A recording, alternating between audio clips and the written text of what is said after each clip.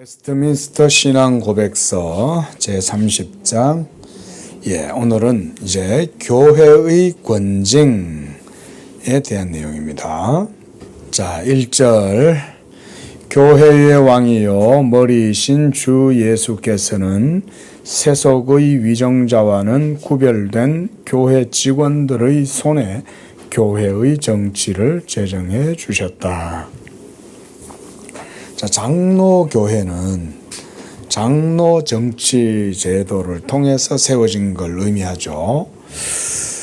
그래서 성경적인 교회의 정치 체제는 장로회다. 이제 이렇게 해서 우리가 장로회다. 이렇게.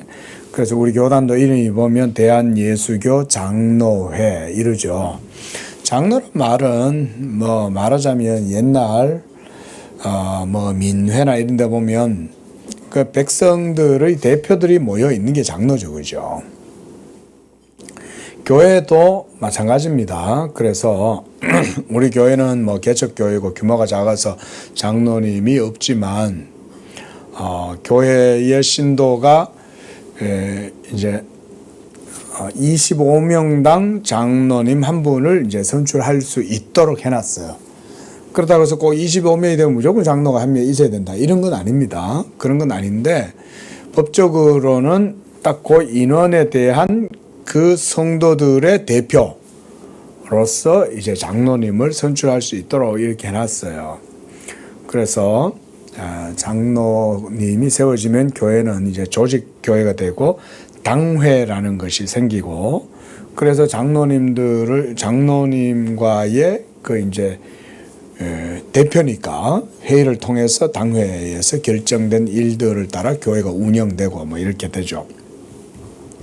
자, 1절을 보면 교회의 왕 머리이신 주 예수께서 세속의 위정자와 구별되는 교회 직원들의 손에 교회의 정치를 제정해 주셨다 그랬습니다. 자, 그런 관련 구절들은 그 밑에다 이렇게 이제 달아놨는데, 교회 정치, 이것도, 그러니까 세속 정부에서 이루어지는 정치하고는 다르죠. 당연히 교회는 세상의 정부도 아니고, 교회는 그렇게 따지자면 하나님의 나라와 은혜의 원리가 지배하는 곳이 교회잖아요. 그럼에도 불구하고 왜 이런 장로 정치를 통해서 교회 정치가 이루어지도록 했냐. 이것도 다 영적 권위를 따라서 이루어지는 거죠. 영적 권위를 따라서. 또 공동체다 보니까 사람들이 한테 모여 있고, 또 사람들이 이루어지다 보니까 또 사람들의 의견도 중요하고, 그러면서 이 교회가 영적인 질서와 순리를 따라서 하나님의 통치하심의 체계를 갖추는 거예요. 이런 게 이제 교회의 정치 체제다. 이렇게 이해를 하시면 됩니다. 근데 이런 걸 잘 모르면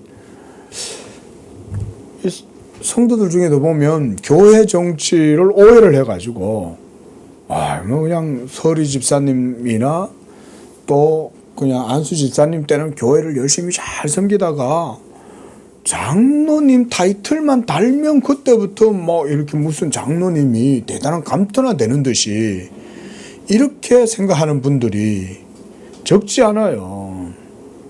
그거는 제가 볼 때는 단순한 원인이에요. 뭐냐면 교회는 하나님의 나라이고 복음의 도에 순복하면서 은혜의 원리로 지배되는 것이 교회라는 걸 몰라서 그런 거예요. 그러다 보니까 그러니까 이제 성도들한테 나름대로 이제 신임을 얻어서 이제 투표를 하고, 그렇게 해서 이제 투표를 얻어가지고 장로님이 되셨다 이 말이죠. 그러면 그때부터는 이렇게 감투를 쓴 것처럼 이 생각을 해요. 그게 아닙니다. 목사도 그래 따지면은 감투도 아니고, 목사도 그래 따지면은 장로 중 1인이에요. 그래 따지면. 근데 목사는 가르치는 장로죠. 그런데 또 다스리는 장로님들도 있어요. 하지만 다스리는 장로님들도 하나님의 말씀의 도를 따라서 다스리는 거죠. 그렇죠? 그러면 다스릴 때 막 세상에서 하듯이 뭐 세상의 권세자들이 하듯이 그런 식으로 하는 게 아니죠. 도리어 교회의 장로님이라면 복음의 도에 더 순수한 열정을 가지고 더 하나님을 사랑하는 마음을 가지고, 그래서 성도들도 그런 어른으로서 장로님으로서 영적인 그런 돌봄도 하고 섬김을 하고 이러는 게 사실은 장로님이거든요. 그래야 성도들도 존경할 거 아니에요, 그죠? 막 타이틀만 얻어가지고 막 있으면 막 젊은 신도들 막 윽박 지르고 이러면 그 은혜가 전혀 안 될 거 아닙니까? 그래서 장로가 된다는 건 주님의 교회를 다스리고 하나님의 뜻대로, 그래서 그렇게 덕스럽게 할 수 있는 그런 거다. 자, 2절입니다. 이 직원들에게는 천국의 열쇠가 맡겨져 있다. 이 열쇠의 힘에 의하여 그들은 말씀과 권징을 사용하여 죄를 보류시키기도 하고 용서하기도 하며, 회개치 않는 자에게는 천국문을 닫게 하고 회개하는 죄인들에게는 복음을 전해주고 때에 따라 권징을 사면해 줌으로써 천국문을 열어주는 권세를 가지고 있다. 오늘날은 교회가 참 성경적으로 제대로 이루어지지 않기 때문에 오늘날 소위 가난한 성도, 뭐 메뚜기 성도 이런 사람들이 많이 생겼잖아요. 그러다 보니까 어때요? 이 교회를 시시껄렁하게 생각하는 거예요. 시시하게. 내가 취사 선택할 수 있다. 그 다음 내가 가고 싶으면 가고 안 나가고 싶으면 안 나가고. 그러니까 뭐 이런 거죠. 교회도. 근데 바로 이런 풍조가 성도 여러분 자신의 믿음을 다 깨트리는 거예요. 근데 이 교회를 귀하게 여기고 교회가 내 신앙과 구원의 젖줄이고 이렇게 생각하면 교회를 귀중하게 생각하겠죠. 오늘날 이런 풍조가 너무나 없어요. 옛날에 60년대, 70년대, 80년대 이때까지만 해도 그래도 나이브해가지고 성도들이 교회에 대한 그런 신앙들이 많았는데, 이제 막 산업화가 되고 자본주의가 점점 발전해서 막 이러니까 점차 이 교회에 대해서 생각들을 그렇게 안 하는 거예요. 그래서 목사님 마음에 안 들면 다른 교회로 가고 큰 교회 가고, 또 큰 교회에서 가갖고도 뭐 신앙생활 할 생각도 안 하죠. 그냥 뭐 교회는 다녀야 되니까 교회는 나가고 뭐 이런 식이죠.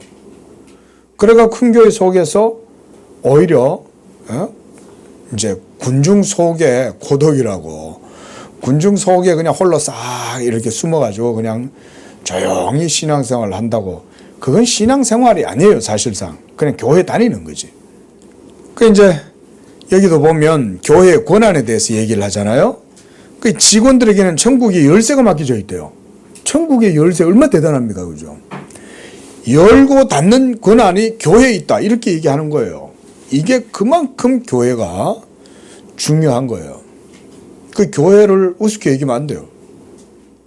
여러분, 복음을 교회 아니면 어디 다른 데서 들을 수 있어요? 그리고 교회에서는 복음만 전하는 게 아니죠. 여기서 보면 정치, 제도와 질서를 따라서 순복하고 다스리는 거예요. 그래서 장로가 되면 장로님들은 더 하나님의 말씀에 매여야 돼요.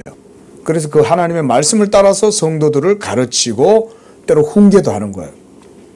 이게 이제 교회의 영적인 지도자로서 장로의 역할이죠.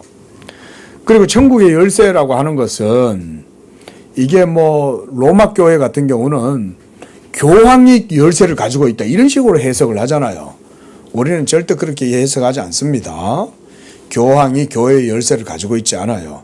진짜 열쇠는 다윗의 열쇠를 가지신 예수님이 천국의 열쇠를 가지신 거고, 예수님이 지상의 교회 가운데 그 열쇠를 맡겨주신 거예요. 교회에게. 그러면 이 막강한 복음의 열쇠, 천국의 열쇠를 어떻게 운영을 해야 될까요? 그 운영하는 방식이 거기 나와 있죠. 말씀과 권징을 사용한다는 거예요. 그래서 교회는 말씀을 전해야 되고 성도들도 그 말씀의 도에 순복해야 돼요. 말씀이 교회를 다스리는 거예요. 만약에 그 말씀에 순복하지 않고 불순종한다거나 범죄하고 그 말씀을 벗어난다. 그래서 교회에 덕을 세우지 못하고 교회를 혼란케 한다. 이러면 어떻게 할까요? 그 말씀의 법칙을 따라서 또 권징도 하는 거예요. 예? 권면하고 징계를 하는 거예요. 권면하고 징계. 그래서 처음에 혐의가 있는 형제가 있으면 먼저 혼자 가가지고 그러지 마라 이런 말을 해요. 그런데도 말을 안 들어. 그럼 그 다음에는 다른 사람을 또 두세 명 증인을 데려가 또 하는 거예요. 그 다음에 안 되면 이제 교회가 가가지고 하는 거예요. 그때는 이제 장로들과 목사님이 가가지고 마약하고 바람 피우고 첩살이하고 막 그러면 안 돼. 빨리 회개하고 돌아와. 이렇게 하는데도 안 돌아와요. 그럼 어떻게 하면 돼요? 그 다음에 교회가 징계를 내리되 출교까지도 할 수 있어요. 출교까지. 근데 그게 목사가 그랬다. 이러면은 이거 아주 더 심각하죠. 목사가 막 어디 첩을 몰래 놔두고는 뭐 사생활까지 놔놓고 막 그러고 있다. 이러면은 이건 목사 자격이 없어요. 그러면 그 노예에서 고발을 해가지고 노예에서 이제 딱 면직. 그것에도 회개 안 하면 출교. 목사도 쫓겨날 수 있어요. 목사도. 장로도 마찬가지고 성도들도 마찬가지고 교회는 하나님의 말씀의 도가 지배하고 그 말씀에 복종하는 이런 형태로 이루어지니까 그런 거죠. 그래서 죄를 보류시키기도 하고 용서하기도 해요. 만약에 첫 번째 가가지고 했는데 말을 안 들어. 그러면 두세 증인 데려가가지고 또 얘기를 해. 근데 그때는 내가 잘못했습니다. 이러면 어떻게 할까요? 교회가? 그럼 받아주는 거예요. 용서해주고. 그래 다음부터 죄 짓지 말자. 이러면서 또 용서해주죠.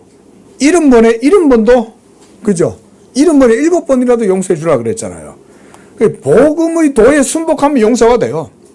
그래서 회개하고 이전의 행실로 돌아가지 아니하고 이러면 용서해주면 돼요. 근데 끝까지 완고하게 버티죠. 그러면 징계를 내리는데 징계했는데도 말을 안 듣는다. 그럼 출교예요. 그러면 교회 바깥으로 나가는 거예요. 이거는요 뭐냐면 천국 문을 닫는 거예요. 우리는 여기 예수 믿는 사람들만 있는 곳이야. 그래서 세례를 받고 예수 믿음으로 살려고 하는 사람들인데 네가 그 예수 믿음의 도에 순복지 않으므로 너는 우리 이 회중에 들지 못해. 이래서 내보내는 거예요. 이게 천국 문을 닫는 겁니다. 그래서 회개하는 죄인들에게는 복음을 전해주고 또 회개해서 어느 기간 동안 이제 또 저것도 있어요. 자숙하는 기간도 있어요. 죄를 지었으면 금방 풀어주는 게 아니에요. 일단 네가 죄를 짓고 그 혐의가 크기 때문에 일단 하나님 앞에서 자숙해. 그렇게 해가지고 한 두세 달은 성찬에 참여를 못해요. 그런 식으로 이제 교회에서 정해서 성찬 참여하는 것도 못해. 딱 이렇게 수찬정지라는 게 있어요. 수찬정지. 그렇게 해서 또 어느 정도 기한을 두기도 하고 그래서 숙고하고 그렇게 해서 회개하고 돌아오면 다시 사면해 주는 거예요. 이게 교회가 하는 일이에요. 그래서 예를 들어서 아무개 어떤 집사가 바람을 피웠어요. 근데 그게 어떤 목사님 눈에 딱 걸렸네? 예를 들어서 그럴 수 있잖아요. 목사님이 오늘날 이렇게 뭐 차를 타고 가는데 이 아무개 집사가 웬 처음 보는 여자하고 어디 뭐 모텔로 들어가. 그럼 어떻게 되겠어요? 목사가 당장 따라 들어가서 잡아내야죠. 이 어디 말이야 이러면서 잡아내 나왔어. 그럼 어떻게 하겠어요? 회개해. 회개하는 정도면 아니죠. 그 정도면 큰 죄잖아요. 그러면 호통도 칠 뿐 아니라 징계도 내리는 거예요. 그러나 확실하게 회개를 하고 돌아오면 받아줘요. 이게 이제 그래 따지면 천국 열쇠를 그렇게 사용하는 것이다. 이런 내용들입니다. 다음에 좀 더 이런 내용들 보겠습니다.